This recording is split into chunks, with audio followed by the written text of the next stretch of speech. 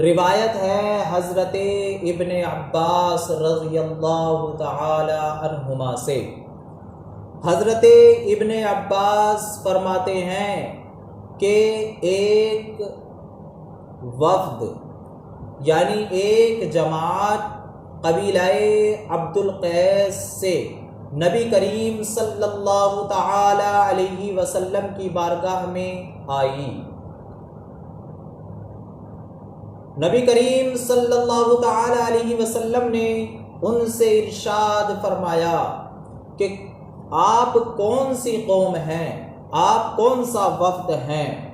تو انہوں نے عرض کی نحن ربیعہ، یعنی ہم قبیلہ ربیعہ سے تعلق رکھتے ہیں، یعنی اس قبیلے کا نام عبد القیس بھی تھا اور اس قبیلے کا نام ربیعہ بھی تھا۔ نبی کریم صلی اللہ تعالی علیہ وسلم نے ارشاد فرمایا مرحبا بالقوم، یعنی اے قوم تمہارے لیے خوش آمدید، تمہارے لیے آنا مبارک ہو۔ اور آگے دعائیہ جملہ ارشاد فرمایا میرے مصطفیٰ کریم صلی اللہ تعالی علیہ وسلم نے فرمایا کہ نہ ہی تمہارے لیے شرمندگی ہو اور نہ ہی تمہارے لیے رسوائی ہو۔ یہ میرے نبی کریم صلی اللہ تعالی علیہ وسلم نے دعائیہ جملہ ارشاد فرمایا۔ اس سے پتہ چلا کہ جب کسی کے پاس کچھ لوگ آئیں تو آنے کے بعد جب وہ پاس آئیں تو انہیں دعائیہ جملے کہہ دینے چاہیے، اور اس سے یہ بھی معلوم ہوا کہ آنے والے کا استقبال کرنا چاہیے، اسے خوش آمدید وغیرہ کہنا چاہیے۔ انہوں نے آنے کے بعد عرض کی یا رسول اللہ، ہم آپ کی بارگاہ میں چند خاص مہینوں ہی میں آ سکتے ہیں، ان کے علاوہ نہیں۔ وہ مہینے کون سے ہیں؟ وہ 4 مہینے کہلاتے ہیں جنہیں اشہر حرام بولتے ہیں اور جنہیں محترم مہینوں کے نام سے جانتے ہیں۔ ایک مہینہ رجب ہے، دوسرا ذی قعدہ، تیسرا ذی الحجہ اور چوتھا محرم۔ ان 4 مہینوں میں کفار جو ہیں وہ جنگ کرنے کو حرام سمجھتے تھے، اسی لیے ان مہینوں کا نام ماہ حرام رکھا۔ اس میں بالکل ہتھیار نہیں اٹھاتے تھے، بڑے بڑے جنگجو ان مہینوں میں اپنی جنگوں کو موقوف کر دیا کرتے تھے۔ ان کے علاوہ باقی مہینوں میں جنگیں چلتی تھیں تو اس قبیلے نے آ کر عرض کی یا رسول اللہ، ہمارے اور آپ کے درمیان ایک بستی ہے کفار کی، اس قبیلے کا نام ہے مضر، وہ کفار ہمیشہ جنگ کرتے رہتے ہیں، آپس میں لڑتے جھگڑتے رہتے ہیں، ہتھیار چلاتے رہتے ہیں، جس کی وجہ سے یا رسول اللہ ہم آپ کی بارگاہ میں نہیں آ سکتے۔ لیکن ان 4 مہینوں میں وہ اپنی اپنی جنگوں کو ختم کر دیتے ہیں اور امن و سکون سے رہتے ہیں، تو اس لیے ہم صرف انہی 4 مہینوں میں آپ کی بارگاہ میں حاضر ہو سکتے ہیں۔ تو پھر انہوں نے عرض کی یا رسول اللہ، اب جب ہم ہر مہینے نہیں آ سکتے تو ہمیں آپ ایسے امر فصل کا حکم عطا فرمائیے، ایسی بات کا حکم دیجئے کہ جن باتوں کو جو لوگ ہمارے ساتھ نہیں آئے ہیں انہیں جا کر بتا سکیں اور ان باتوں پر عمل کر کے ہم جنت میں داخل ہو جائیں۔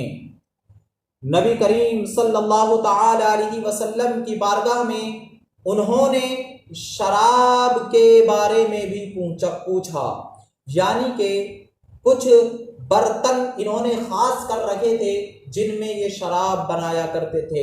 اسلام کے آنے سے پہلے شراب یہ لوگ بہت زیادہ پیتے تھے، اس کے بعد ابھی نئی شراب حرام ہوئی تھی تو انہوں نے برتنوں کے بارے میں پوچھا کہ یا رسول اللہ ہمیں بتائیں کہ کون سے برتن میں ہم شراب پی سکتے ہیں، کون سے برتن ہم استعمال کر سکتے ہیں یا نہیں۔ تو نبی کریم صلی اللہ تعالی علیہ وسلم نے ان لوگوں کو 4 چیزوں کا حکم دیا اور 4 چیزوں سے روکا۔ وہ 4 چیزیں کون سی ہیں جن کا حکم اللہ کے رسول صلی اللہ تعالی علیہ وسلم نے انہیں ارشاد فرمایا؟ پہلی چیز ہے، ان کو حکم دیا نبی کریم صلی اللہ علیہ وسلم نے اس بات کا کہ تم صرف ایک اللہ پر ایمان لاؤ۔ پھر اس کی تفسیر، اس کی وضاحت خود نبی کریم صلی اللہ تعالی علیہ وسلم نے ارشاد فرمائی کہ ایک اللہ پر کس طرح ایمان لاؤ۔ میرے نبی کریم صلی اللہ علیہ وسلم نے ارشاد فرمایا، اے قوم، کیا تم جانتے ہو کہ ایک اللہ پر ایمان کیا ہے؟ تو ان لوگوں نے عرض کی، اللہ و رسولہ اعلم، یعنی اللہ اور اس کے رسول ہی خوب جانتے ہیں۔ اس سے پتہ چلا کہ صحابہ اکرام کا عقیدہ یہ تھا کہ جو بات اللہ تبارک و تعالی جانتا ہے، اللہ تعالی نے اپنے حبیب صلی اللہ علیہ وسلم کو بھی اس کا علم عطا فرمایا ہے۔ اسی لیے انہوں نے عرض کی کہ اللہ اور اس کے رسول خوب جانتے ہیں۔ نبی کریم صلی اللہ علیہ وسلم نے ارشاد فرمایا، سنو، ایمان ایک اللہ پر لانا یہ ہے کہ تم گواہی دو اس بات کی کہ اللہ کے سوا کوئی معبود نہیں، اور اس بات کی گواہی دو کہ محمد صلی اللہ علیہ وسلم اللہ کے رسول ہیں۔ یہ ہے ایک اللہ پر ایمان لانا۔ اور دوسری چیز کا حکم ارشاد فرمایا کہ تم نماز قائم کرو۔ تیسری چیز کا حکم ارشاد فرمایا کہ تم زکوٰۃ ادا کیا کرو۔ اور چوتھی چیز جس کا حکم میرے مصطفیٰ کریم صلی اللہ تعالی علیہ وسلم نے ارشاد فرمایا وہ یہ تھی کہ ماہ رمضان کے روزے رکھا کرو۔ ان 4 چیزوں کا میرے مصطفیٰ کریم صلی اللہ تعالی علیہ وسلم نے انہیں حکم ارشاد فرمایا، اور 4 چیزوں سے انہیں روکا۔ اور ایک چیز یہ تھی کہ تم اپنے مال غنیمت میں سے عطا کرو، یعنی جو تم جنگوں میں مال غنیمت حاصل کرو اس کے 5 حصے کر لو، 4 حصے تم رکھ لو، اور یعنی اپنے مجاہدین کو دے دو، اور 1 حصہ بیت المال میں جمع کرا دیا کرو۔ مال غنیمت میں سے خمس ادا کرو، یعنی 5واں حصہ۔ اور جو 4 چیزوں سے منع فرمایا وہ یہ تھیں کہ حنتم کا استعمال مت کرنا۔ میرے مصطفیٰ کریم صلی اللہ تعالی علیہ وسلم نے 4 چیزوں سے روکا، حنتم سے، اور دبا سے، اور نقیر سے، اور مزفت سے۔ یہ 4 چیزیں کیا ہیں؟ حنتم یہ ایک چھوٹا سا گھڑا ہوتا تھا جس کے اندر یہ لوگ شراب تیار کرتے تھے۔ اور دوسری چیز تھی دبا۔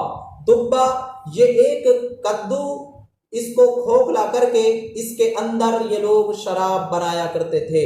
تیسری چیز تھی نقیر۔ نقیر یہ جو ہے یہ ایک کھجور کی جڑ ہے جسے یہ کھوکھلا کر کے اس کے اندر تار کول وغیرہ لگا کر اس میں شراب بنایا کرتے تھے۔ اور چوتھی چیز تھی مزفت۔ مزفت یہ ایک چھوٹا سا پیالہ ہوتا تھا جس میں یہ تار کول لگا کر اس کے اندر رکھ کر کے بھر کر شراب پیا کرتے تھے۔ تو میرے مصطفیٰ کریم صلی اللہ تعالی علیہ وسلم نے ان 4 برتنوں کے استعمال سے منع فرمایا۔ یہاں پر یہ بات یاد رکھیں کہ یہ جو منع فرمایا تھا اس لیے کہ ابھی نئی شراب حرام ہوئی تھی، تو ڈائریکٹ شراب کو اگر منع کیا جاتا تو یہ لوگ جلدی سے نہیں چھوڑ پاتے، تو اس لیے ان کے برتنوں کو بھی استعمال کرنے کی ممانعت میرے مصطفیٰ کریم صلی اللہ علیہ وسلم نے فرما دی۔ لیکن جب ان کی عادت چھوٹ گئی اس کی تو اس کے بعد ایک دوسری حدیث میں ان برتنوں کو استعمال کرنے کی اجازت دے دی گئی۔ پھر میرے مصطفیٰ کریم صلی اللہ تعالی علیہ وسلم نے ارشاد فرمایا کہ اے لوگو، تم ان کو اچھی طرح یاد کر لو، اور جو تمہارے قبیلے والے تمہارے ساتھ نہیں آئے ہیں، وہ تمہارے قبیلے ہی میں رہ گئے ہیں، ان کو بھی اس چیز کا حکم دے دینا، اس چیز کی خبر دے دینا۔ اس سے پتہ چلا کہ انسان علم خود بھی حاصل کرے اور اس پر عمل کرے، اور دوسرے کو بھی اس کی تبلیغ کرے، اس علم کو دوسرے کو بھی بانٹے۔ اگلی روایت ہے حضرت عبادہ بن صامت رضی اللہ تعالی عنہ سے، فرماتے ہیں کہ رسول اللہ صلی اللہ تعالی علیہ وسلم نے ارشاد فرمایا، اس حال میں کہ آپ کے چاروں طرف صحابہ کرام کی ایک بڑی جماعت بیٹھی ہوئی تھی، نبی کریم صلی اللہ تعالی علیہ وسلم نے ارشاد فرمایا کہ اے لوگو، تم بیعت کرو، یعنی عہد لو اس بات پر، یہ وعدہ کرو اس بات پر کہ تم اللہ کے ساتھ کسی کو شریک نہیں ٹھہراؤ گے، ولا تسرقوا، اور نہ تم کبھی چوری کرو گے، اور اس بات پر بیعت کرو کہ نہ تم اپنی اولاد کو قتل کرو گے۔ اس زمانے میں اگر کسی کے یہاں پر بیٹی پیدا ہو جاتی تھی تو اسے زندہ زمین میں درگور کر دیا کرتے تھے۔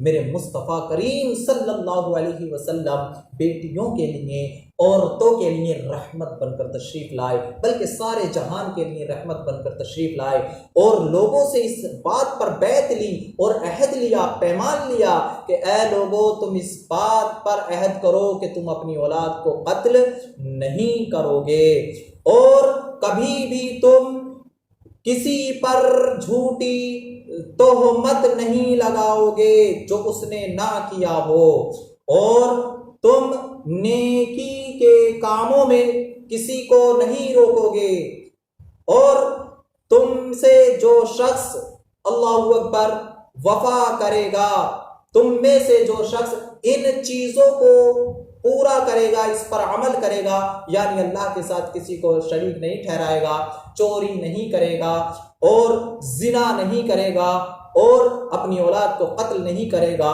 کسی پر تہمت نہیں لگائے گا، بہتان نہیں لگائے گا، اور نیکی کے کاموں میں نہیں روکے گا، تو جو ان پر عمل کرے گا، میرے مصطفیٰ ارشاد فرماتے ہیں فَأَجْرُهُ عَلَى اللَّهِ، تو اس کا اجر، اس کا بدلہ اللہ پر ہے، یعنی کل قیامت کے دن اللہ تبارک و تعالی اسے بہترین صلہ اور بہترین بدلہ عطا فرمائے گا۔